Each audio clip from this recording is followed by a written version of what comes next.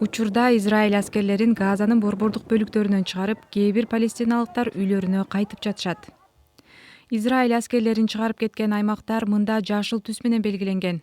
Алардын көпчүлүгү таанылгыс болуп өзгөргөн.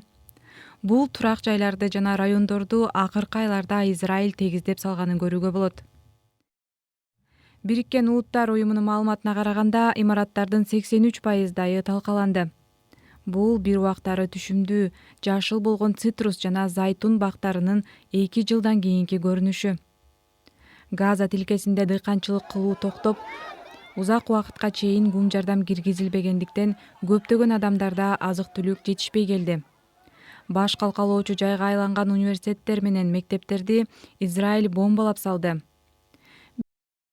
Бириккен Улуттар уюмунан билдиришкендей, кайра ачуу үчүн мектептердин 90%дан ашууну капиталдык оңдоп түзөтүүгө же көптөгөн иштерди жасоого муктаж.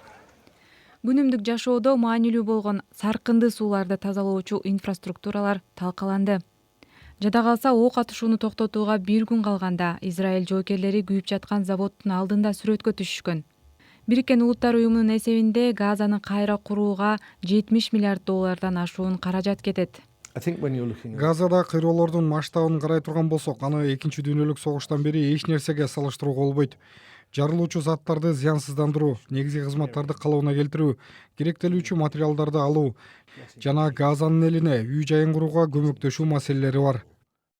BBC'нин маалыматты тактаган командасы Спутниктен алган сүрөттөрдөн Газада 60 миллион тоннадан ашуун урандыны тазалоо керектигин көрүүгө болот.